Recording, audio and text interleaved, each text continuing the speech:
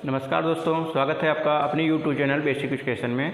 जैसा कि आप लोग देख पा रहे होंगे, अनुपात और समानुपात की आज ये तीसरी क्लास है। इससे पहले 2 क्लास हो चुकी है जिसमें मैं आप लोगों को बेसिक इन्फॉर्मेशन दिया है अनुपात और समानुपात के बारे में।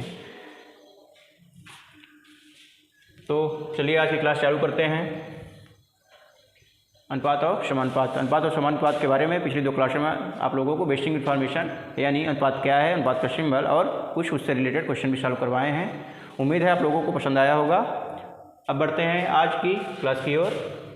हमारा टॉपिक है अनुपात और समानुपात, क्लास नंबर 3। मैंने आप लोगों को बताया है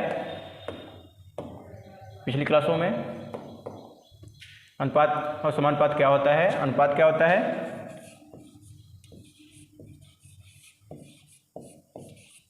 अनुपात होता है समान राशियों की तुलना करने का तरीका क्या होता है? अनुपात होता है।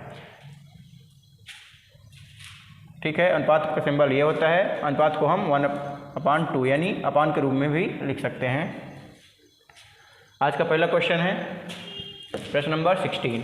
प्रश्न नंबर 16 क्योंकि प्रश्न नंबर 15 तक मैं पिछली 2 क्लासों में सॉल्व करवा चुका हूँ, इसलिए आज हम प्रश्न नंबर 16 से स्टार्ट करते हैं।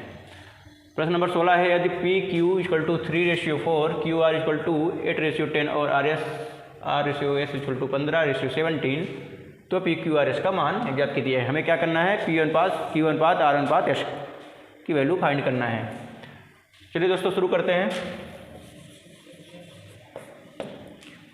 दिया हुआ है PQ दिया हुआ है, फिर QR दिया है, RS दिया है, तो फिर हमको PQRS पता करना है। अभी तक हम लोग क्या करते थे, 3 राशि दी जाती थी A, B एंड C, तो हमको पता होता था A, B और BC, फिर उससे A अनुपात B अनुपात C पता लगा लेते थे। इसमें 4 राशि है, यानी चाहे 2 टर्म हो, 3 टर्म हो, 4 टर्म हो, 5 टर्म हो, सब में वही रूल काम करता है जो 3 टर्म के लिए कर रहा था। यानी हम पहले ऊपर लिखेंगे PQRS। ठीक है, हमारे पास क्या क्या था? PQRS का मैं लिख लिया। PQ की वैल्यू है 3, 4, QR की है 8 और 10, RS की है 15 और 17, जो जिसकी वैल्यू है उसी के नीचे हमको लिखना है। ठीक है, PQ की 3, 4, QR की 8, 10 और RS की 15, 17। अब उसके बाद हम क्या करते हैं, जो जगह खाली है उसके जगह उसके पड़ोसी को रख देते हैं। ये जगह 2 खाली है तो इसकी जगह हम इनके पड़ोसी को रखेंगे, यानी 4। ये जगह खाली है तो इसका पड़ोसी 8 है, ये जगह खाली है तो इसका पड़ोसी 10 है, ये दोनों जगह खाली है तो इन दोनों का पड़ोसी 15 है। ठीक है, फिर अगला स्टेप हमारा क्या होता है? हम इंटू करते हैं। इंटू इसको करेंगे 15 8 जा 120, 120 3 जा 360 होता है। इसी तरह 15 8 जा 120, 4 जा 480 होता है। 15 10 जा 150, 150 हम 4 में इंटू करेंगे तो कितना आएगा? 600 आएगा। 17 10 जा 170 और 4 में इंटू करेंगे कितना आएगा? 680। ठीक है, अब इसको हमको चूँकि रेशियो के फॉर्म में लिखना है तो क्या किया जाता है? रेशियो को शॉर्टेस्ट फॉर्म में लिखा जाता है, तो इसको हम छोटा करेंगे। इस सब का 0, सब में 0 है तो एक 0 हट जाएगी। फिर हम 4 से डिवाइड करते हैं तो ये हो जाएगा 9, ये हो जाएगा 12, ये हो जाएगा 15 और ये हो जाएगा 17। ठीक है, इसको और हम डिवाइड करेंगे तो किसी भी नंबर से, ऐसा कोई नंबर नहीं जिससे ये चारों डिवाइड हो जाए, तो यही हमारा क्या होगा? रेशियो होगा। 9:12:15:17, यानी हमारा क्या निकला? PQRS कितना निकला? P अनुपात Q अनुपात R अनुपात S निकल आया। 9:12:15:17। ठीक है, ऑप्शन नंबर फर्स्ट में लिखा हुआ है 9, 12, 15, 17, ये मेरा आंसर होगा। अगला प्रश्न है प्रश्न नंबर 17। यदि AB = A रेशियो, B = 2:5 तो हमें क्या ज्ञात करना है? 3A + 4B अनुपात 4A + 5B का मान निकालना है। Find the value of 3A + 4B ratio 4A + 5B। कुछ नहीं है दोस्तों, हमको A और B दिया हुआ है तो A B की हम वही वैल्यू मान लेते हैं। AB की जो रेशियो दिया हुआ है वही हम A और B की वैल्यू मान लेते हैं और AB की जगह उनका मान पुट कर देंगे, रख देंगे। तो पूछा क्या हमसे? 3A + 4B 4A + 5B। A और B की वही वैल्यू मान लेंगे तो ये क्या आ जाएगा? 3 × 2 प्लस A कितना था? 2। ठीक है, और B कितना था? 5। यहाँ तक किसी को कोई डाउट नहीं होगा। प्लस 4 इंटू बी की वैल्यू क्या है 5 है, ये हो गया। इसी तरह इधर भी हम करेंगे 4 इंटू 2 प्लस 5 इंटू 5, बी की वैल्यू कितनी है 5, ठीक है। ये हो जाएगा 6 प्लस 20, ये हो जाएगा 8 प्लस 25, यानी 26/33। यही हमारा आंसर होगा। ऑप्शन नंबर ए हमारा आंसर होगा। ऐसे क्वेश्चन में हम क्या करते हैं, ऐसे प्रश्न में हम क्या करते हैं, ए बी के जो रेशियो दिया हुआ है वही उसकी वैल्यू मान लेते हैं। अगला प्रश्न है, अगर दी गई दो संख्याओं में 2 को जोड़ा जाता है तो उनका अनुपात 1:2 होगा। या दोनों संख्या में से 3 को घटाया जाए तो अनुपात 2:5 हो जाएगा। अतः दी गई संख्या में से एक संख्या क्या है। ये प्रश्न क्या है दोस्तों, क्या कह रहा है कि हमारे पास 2 संख्याएं हैं, हम मान लेते हैं एक संख्या ए है, दूसरी संख्या बी है, ठीक है। या एक्स वाई हम कुछ भी मान सकते हैं कि एक संख्या एक्स है, दूसरी संख्या वाई है, हम एक्स वाई मान लेते हैं। ए बी सुन के आप लोग बोर हो गए होंगे, तो एक्स वाई मान लेते हैं। एक संख्या एक्स है, दूसरी संख्या वाई है, 2 संख्याओं में से 2 को जोड़ा, दोनों संख्याओं में से, यहाँ पे क्या होगा दोनों संख्याओं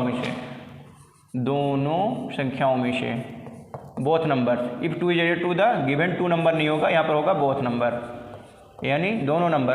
दोनों संख्याओं में से हम क्या कर रहे हैं, दोनों संख्याओं में 2 को जोड़ रहे हैं तो उनका अनुपात क्या हो रहा है 1:2। और जब दोनों संख्याओं में 3 को घटा रहे हैं तो उनका अनुपात हो रहा है 2:5। तो हमको संख्या में से एक संख्या बतानी, दोनों संख्या भी नहीं बतानी है, केवल एक संख्या को बताना है, ठीक है। इसको हम सॉल्व करेंगे। मान लिया लेट नंबर क्या है, संख्याएं क्या हैं, संख्याएं हैं एक्स और वाई है, एक्स और वाई है, ठीक, एक्स और वाई है। अब जैसा प्रश्न में पहला बोला है, पहली कंडीशन क्या है, हमको 2 जोड़ना है, दोनों नंबर में 2 जोड़ना है, यानी एक्स प्लस 2 वाई प्लस 2, दोनों नंबर यानी एक्स में भी 2 जोड़ना है, वाई में भी 2 जोड़ना है। हम अपान क्यों किए, क्योंकि दोनों का अनुपात है, दोनों का अनुपात, उनका अनुपात भी आगे दिया हुआ है क्या 1:2। मैं पहले ही बता चुका हूँ, रेशियो को हम अपान के रूप में भी लिख सकते हैं। इसी तरह आगे क्वेश्चन में क्या बोला, दोनों संख्याओं में से 3 को घटाया जाए, यानी दोनों संख्याएं क्या है, एक एक्स है, एक क्या है वाई है, इनमें 3 को घटाना है, यानी दोनों में 3 को घटाना है। फिर इनका रेशियो भी हमको दिया हुआ है, रेशियो कितना है 2/5। इसको हम सॉल्व कर लेंगे, 2 का इधर इंटू होगा, क्रॉस मल्टीप्लिकेशन होगा, ठीक। तो हो जाएगा 2x + 4 = y + 2। इसी तरह इसको भी कर लेंगे तो ये हो जाएगा 5x - 15 = 2y - 6, ठीक है दोस्तों। हम अचर राशि को एक साइड कर लेंगे, अचर राशि को एक साइड। चर और अचर क्या होता है आप लोगों को पता होगा, ये नहीं पता है तो जब मैं इक्वेशन पढ़ाऊंगा तो उसमें बताऊंगा चर क्या होता है, अचर क्या होता है। चर वो होता है जिसकी वैल्यू बदल रही है, अचर होता है जिसकी वैल्यू नहीं बदलती, यानी ये चर हो गया और ये कांस्टेंट यानी अचर हो गया। तो हम इस चर को एक साइड कर लेंगे तो ये हो जाएगा 2x। अब चूंकि बाई अपना साइड चेंज कर रहा है तो इसका साइन भी चेंज हो जाएगा, तो ये प्लस में है तो इधर माइनस में हो जाएगा, = 2, ये +4 है इधर -4 हो जाएगा, तो ये हो जाएगा 2x - y = -2, ठीक।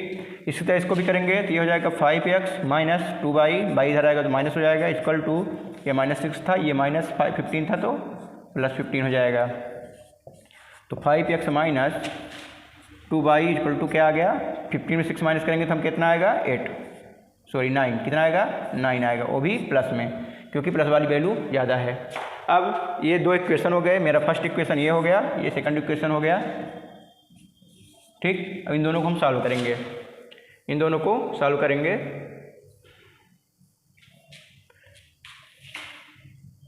समीकरण 1 व 2 से, 1 व 2 से।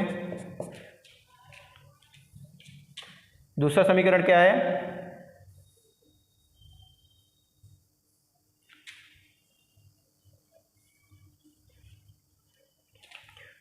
(5x - 2y = 9). अब पहला वाला समीकरण है उसमें हम 2 का इंटू कर देंगे, समीकरण 1 में 2 का इंटू कर देंगे। 2 का इंटू क्यों कर रहे हैं, क्योंकि ये भी बाई है और वो 2y है, तो हम बाई बराबर करना चाहते हैं। ये बाई है इसलिए इसमें मैं 2 का इंटू करके इसको 2y कर लूँगा। चूँकि 2 का इंटू मैं इसमें करूँगा तो हमको इसमें भी करना पड़ेगा और इसमें भी करना पड़ेगा, तो ये हो जाएगा 4x - 2y = -4, ठीक। अब हम माइनस करेंगे तो ये माइनस हो जाएगा, इसका साइन चेंज हो जाएगा, ये भी चेंज हो जाएगा, जब माइनस करते हैं तो साइन चेंज हो जाती है। ये हो जाएगा 13, ये कट जाएगा दोनों माइनस प्लस, ये x, यानी x की वैल्यू हमको पता चल गई 13। ठीक है, 13 ऑप्शन में नहीं है, यानी हमको x की वैल्यू नहीं y की वैल्यू पता करनी है। अब x की वैल्यू हमको पता चल गई 13 है, तो y की वैल्यू हम आराम से निकाल लेंगे कहीं भी किसी भी इक्वेशन में रख के। हम मान लीजिए इक्वेशन नंबर फर्स्ट आपकी ये इक्वेशन नंबर फर्स्ट है, इसमें हम y की x की वैल्यू रख लेंगे तो y हमको पता चल जाएगा।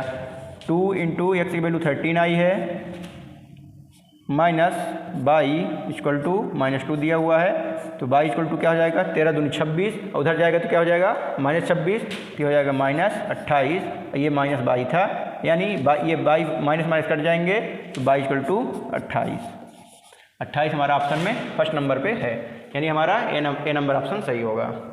अगला प्रश्न क्या बोल रहा है, कुछ धन राम, मोहन और सोहन के बीच 3:4:5 के अनुपात में बांटी गई है। अगर मोहन का हिस्सा राम के हिस्से से 900 रुपये अधिक है तो सोहन का हिस्सा क्या होगा। हमको टोटल पैसा नहीं बताया गया है, लेकिन दो लड़कों के बीच का डिफरेंस बताया गया है, पैसे में भी डिफरेंस बताया गया है और रेशियो में भी डिफरेंस बताया गया है। ठीक, तो हम इसका सोहन का हिस्सा फाइंड कर सकते हैं। ठीक है, मोहन सोहन, राम मोहन और सोहन का अनुपात कितना है 3:4:5। ठीक है, आगे प्रश्न क्या बोल रहा है, अगर मोहन का हिस्सा राम के हिस्से से 900 रुपये अधिक है। मोहन का हिस्सा राम के हिस्से से 900 अधिक है, यानी राम के पास 900 रुपये अधिक है मोहन से। ठीक है, राम और मोहन, यानी राम और मोहन के बीच में डिफरेंस कितने का है, राम और मोहन के बीच में कितने का डिफरेंस है 900 रुपये का पैसे में, और रेशियो में कितने का डिफरेंस है 3:4 है, यानी रेशियो में कितने का डिफरेंस है 1 रेशियो का डिफरेंस है। ठीक, पैसे में कितना का डिफरेंस 900, यानी राम के पास मोहन से 900 रुपये अधिक थे, यानी 900 रुपये का डिफरेंस है। रेशियो में कितने का डिफरेंस है 3:4:5 है, यानी इन दोनों को हमको देखना है, 1 का डिफरेंस है, यानी 1 रेशियो इक्वल टू क्या आ गया, दोनों डिफरेंसेस दोनों बराबर होंगे, 1 रेशियो इक्वल टू 900। ठीक, अब हमसे पूछा क्या है सोहन का हिस्सा कितना है 5 रेशियो, तो हमको 5 रेशियो की वैल्यू निकालनी है। ये हो जाएगा 900 × 5 4500 रुपये। ये सोहन का हिस्सा निकल आया। सोहन की रेशियो थी 5, इसलिए हम उसमें 5 का इंटू कर दिए तो सोहन का हिस्सा निकल आया। ये बी ऑप्शन नंबर बी आपका सही होगा। ठीक है, यदि हमको तीनों को पूछता तो हम तीनों को निकाल सकते थे। इसका 4500 आ गया, 900 को इसमें इंटू करते तो मोहन का आ जाता, और 900 को 3 में इंटू करते तो राम का आ जाता, फिर तीनों को ऐड करते थे तो हमको टोटल पैसे पता चल जाते हैं। प्रश्न नंबर 20 क्या बोल रहा है, 655 रुपये को ए, बी और सी के बीच में इस प्रकार बांटा गया है कि ए का दुगुना, बी का तिगुना तथा सी के 5 गुना के बराबर है, तो सी का हिस्सा क्या था। जो ये प्रश्न समझ आया वो सॉल्व कर सकता है, इसमें कुछ नहीं है, पिछले क्वेश्चन जैसा है, पिछले क्वेश्चन जैसा ये भी है। ठीक है, फिर भी हम सॉल्व करवा देते हैं इसको। प्रश्न बोल रहा है 655, टोटल पैसे कितने हैं 655 रुपये है। ए, बी और सी के बीच में बांटना है, और कैसे बांटना है ये आगे बताया गया है। ए का दुगुना, बी का 3 गुना और सी का 5 गुना बराबर है। 1 गुना, 2 गुना, 3 गुना, 4 गुना का मतलब होता है उस चीज़ में, जैसे ए का 2 गुना मतलब ए में 2 का गुना कर दो, बी का 3 गुना मतलब बी में 3 का गुना कर दो, सी का 5 गुना यानी सी में 5 का गुना कर दो, तो ये आपस में क्या है बराबर है। ठीक, ए का 2 गुना यानी 2a बराबर बी का 3 गुना यानी 3b बराबर सी का 5 गुना यानी 5c। ठीक है, अब इनका हम क्या निकाल लेंगे, रेशियो निकाल लेंगे। इनका रेशियो निकालने का 2 तरीका है दोस्तों। मैं पहले शॉर्टकट बताता हूँ। जो नंबर है इनको हम सीधे डिनोमिनेटर में रख देते हैं, यानी 2 अभी डिनोमिनेटर अंश में है, इसको हम हर में कर देंगे। ये हो जाएगा 1/2, ये हो जाएगा 1/3 और ये हो जाएगा 1/5। ठीक है, 1/5 हो जाएगा ये। फिर हम क्या करेंगे, जैसे अभी तक करते आए हैं, इनका एलसीएम लेंगे, या ये छुपाने वाला जो मेथड होता है, हमको ए का निकालना है तो ए को छुपा लेंगे, 2 का इंटू कर देंगे, ए का छुपा लेंगे और 2 का इंटू कर देंगे।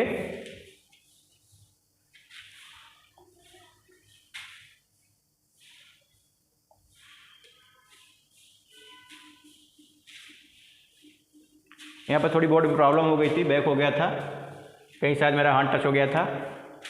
ये खुल रहा है, दो सेकंड की टाइम लगेगी। ये आ गया। हम बता रहे थे प्रश्न नंबर 20, ठीक है।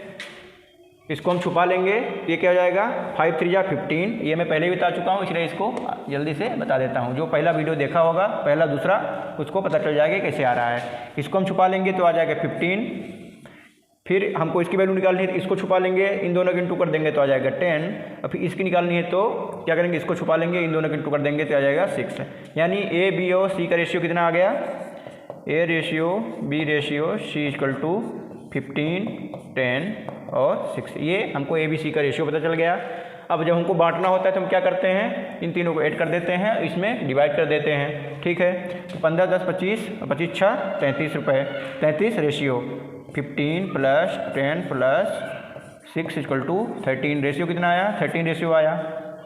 टोटल पैसे कितने हैं, 651।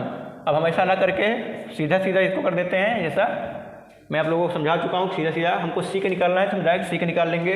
सी का हिस्सा, सी के हिस्से कितना होगा, सी के पास कितने टुकड़े हैं, सी के पास है 6 टुकड़े, सी का रेशियो है 6। टोटल रेशियो कितना आया मेरा 33। और टोटल रुपए मेरे पास कितने थे, 651 रुपये, 651 रुपये, ठीक। इसको हम क्या करेंगे, अब कैलकुलेट कर लेंगे तो हमारा आंसर आ जाएगा। इसको इंटू करेंगे तो 21 आएगा। 21 6 जा कितना हो जाएगा, ये बराबर हो जाएगा 21 और 21 6 जा 126 रुपये। 126 रुपये ऑप्शन बी नंबर ऑप्शन सही होगा। इसका दूसरा मेथड क्या है दोस्तों, ये जो वैल्यू है इसको हम इधर भी लिख लेंगे, 2a = 3b = 5c, ठीक है। इसको हम मान लेते हैं k। इन सब की वैल्यू क्या मान लेते हैं k, क्योंकि ये आपस में बराबर है तो एक हम कांस्टेंट वैल्यू लेते हैं k है, ठीक। अब अलग अलग कंपेयर करेंगे। 2a बराबर k, तो a बराबर कितना होगा दोस्तों, a बराबर होगा हमारा k/2। इसी तरह b बराबर k/3। इसी तरह c बराबर k/4। c बराबर k/4 सॉरी 5, ठीक है। वही चीज़ निकल के आ गई जो हमको यहाँ पे मिली थी। ये चीज़ यहाँ पे निकल आई, ठीक है। अब इसका हम रेशियो फिर से निकालेंगे तो वही आ जाएगा। एलसीएम लेंगे, फिर सॉल्व करेंगे तो यही चीज़ निकल आएगी। उसके आगे हमको सेम टू सेम करना है। ये मेथड लंबा पड़ता है। पहले हम k मानते हैं, फिर की वैल्यू निकालते हैं, फिर एलसीएम लेते हैं। ये वाला शॉर्टकट मेथड है, इसमें डायरेक्ट अंश को हर में रख देते हैं, एलसीएम लेके उसका रेशियो निकाल लेते हैं और सॉल्व करते हैं, हमारा आंसर आ जाता है। अगला प्रश्न नहीं दोस्तों, आज के लिए इतना ही। 5 प्रश्न लेके आया था। उम्मीद है आप लोगों को समझ में आया होगा। मैं थोड़े थोड़े क्वेश्चन सॉल्व करवाने की कोशिश कर रहा हूँ ताकि आदमी बोर भी ना हो और सीख भी जाए। फिर भी जिसको नहीं समझ में आ रहा है वो जाके पहले पहली वाली क्लास देखे, फिर दूसरी क्लास देखे, उसके बाद तीसरी क्लास में आए तो उसको ज़रूर समझ में आएगा। यदि उतने में भी नहीं आता तो कमेंट बॉक्स के माध्यम से कमेंट करें, मैं अगली क्लास में उसको समझाने की कोशिश करूँगा। तो आज के लिए इतना ही दोस्तों, मिलते हैं आप लोगों को अगली क्लास में। जय हिंद।